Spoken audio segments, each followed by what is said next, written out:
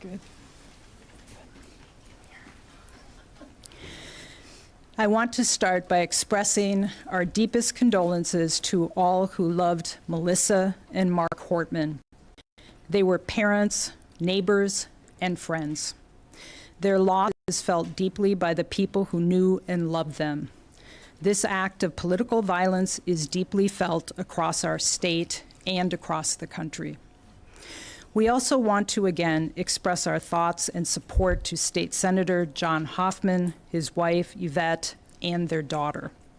Our office will be here to support you and your family as we pursue justice and to help with whatever support you need.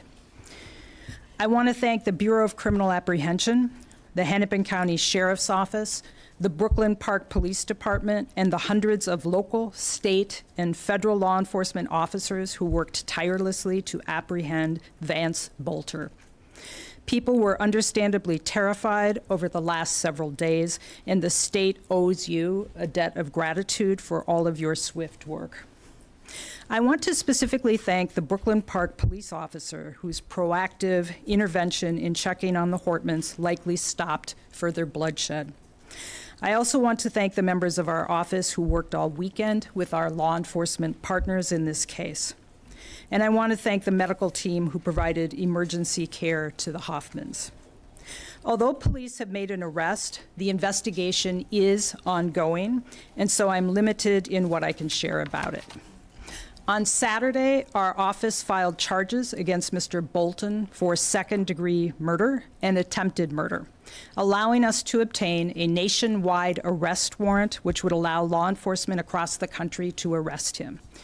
These are the highest charges we can file by complaint, and it needed to be done quickly to get the warrant out. Mr. Boelter was taken into state custody, and our office intends to pursue first-degree murder charges against Mr. Boelter. We are at early stages. We will be reviewing all of the evidence from law enforcement as it comes in and working with our law enforcement partners to develop the case. I do want people to know that given the scale of this investigation, the review of evidence will take time. I want to assure our community and all those who are grieving that we will seek justice and accountability for the victims of all these heinous crimes. Our most senior and experienced prosecutors are handling this case. Because this case is now an active prosecution, that is all I will say about the case itself. It is a frightening time we are living in. Political violence is prevalent, and the way we talk to and about each other has raised the temperature to unfathomable levels. We cannot continue on this way. In times of tragedy, but also every day, as we navigate our daily lives, we need to find ways to support one another. As our community grieves, I encourage those out there seeking to create additional chaos to stop spreading misinformation and conspiracy theories. Our law enforcement partners are building a case using facts and evidence to ensure Vance Boelter is held accountable. Again, I want to thank everyone who helped bring this search to a resolution, and again to express our grief, condolences, and support to the Hortman and Hoffman families.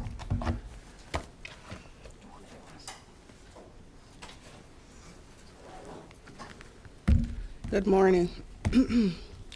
I'm Dawn, Sheriff of Hennepin County.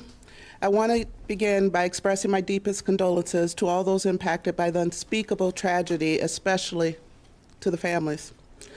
I stand here with immense gratitude to the law enforcement agencies who responded with speed, strength, and commitment to justice and public safety. Thank you to the Brooklyn Park Police Department and the Champlin Police Department. Hennepin County is proud to have your team serve in our community as we grieve with you. Thank you to all the local, state, and federal agencies. Hundreds of first responders came together to bring justice to an unthinkable act of violence. Our mission was clear: protect the public, prevent further harm, and hold the perpetrator accountable. We all shared a singular goal: justice rooted in public safety. Vance Boelter inflicted unimaginable harm to our community Saturday morning, and he did it while impersonating the very people who are trusted to protect and serve. These violent acts strike at the heart of our democracy and the safety of those who serve the public with dedication and courage. Our hearts go out to Speaker Melissa Hortman and her husband, Mark, their families, and their loved ones. We are also grateful Senator Hoffman and his wife, Yvette, are expected to recover, and we will be here to support them during their long journey of healing and grief. Today, the manhunt is over, but the investigation continues, and more importantly, the process to healing begins. We also need to mention that we know that this unspeakable act has left residual effects on many people in our communities, as we're still taking calls from people and organizations asking for additional resources. We grieve with those close to our victims, our families, and all community members. The last days have revealed the true strength of our unity both as a community and as law enforcement bound by a shared mission to protect and serve. We stand together today to uphold the principles of our democracy and with the continued commitment to safety and security of those we vow to protect and serve. Thank you.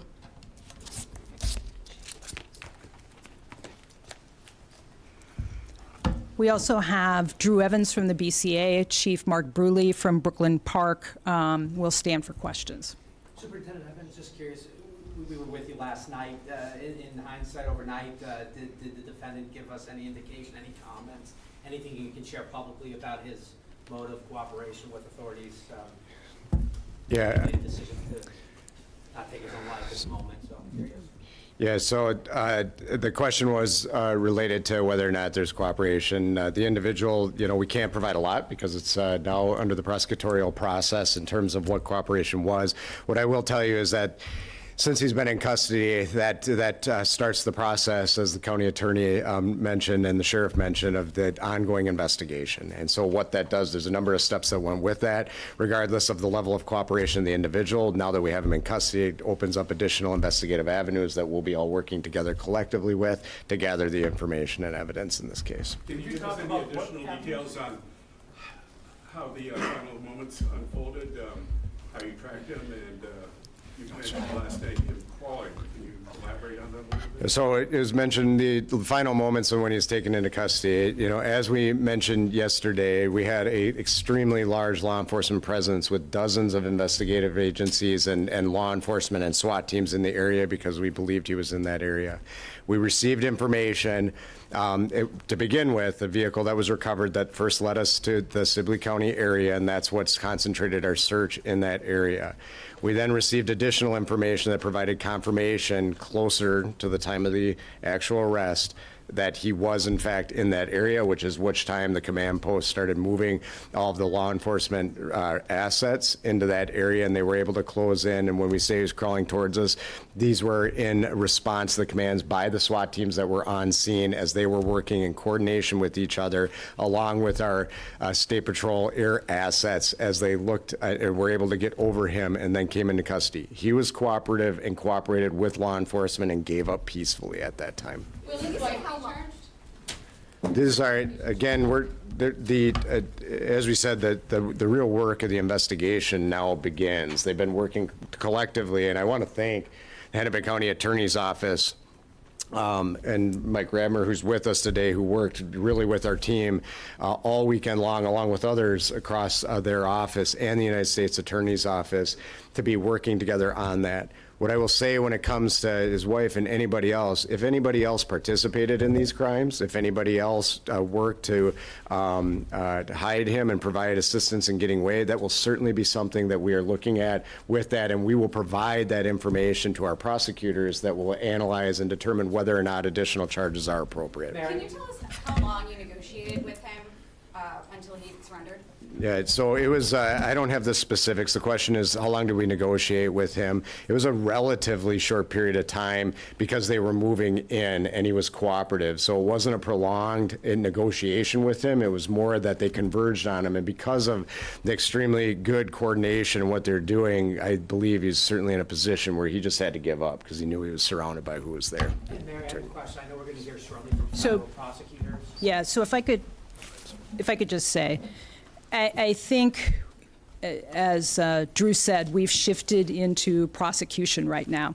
And so I understand why it was important to get information out there to the public, because there was a person who was suspected of these murders. Right now, what we're trying to, everybody up here is trying to do, is to protect the integrity of the investigation. And so I know there's a tension. I know people want information, and right now we're really trying to focus on the investigation so that we don't have all kinds of information out there, so that as law enforcement gathers that information, if we need to present it in court, there's integrity there. So I know you all have questions, but that's the reason we're really focusing on not sharing some information. Yes, Paul? And I have a legal question. Of course. Here shortly from Yes. federal prosecutors. I heard Yes. some attorneys pontificating on the morning news, and if the feds take this, it could be a death penalty case. I don't know the specifics there. But what are we going to hear today from across the street? And do you want this case in your jurisdiction in Hennepin County? So I know that the feds are going to make an announcement, and so they can speak for themselves. What I can assure our community is that we have filed charges. As you know, we intend to seek first-degree murder charges here. The penalty for that would be life without parole. So we intend to go forward on this case because we are accountable to protect our community and hold people who commit crimes in this county accountable. Is the prosecution being coordinated between the two offices?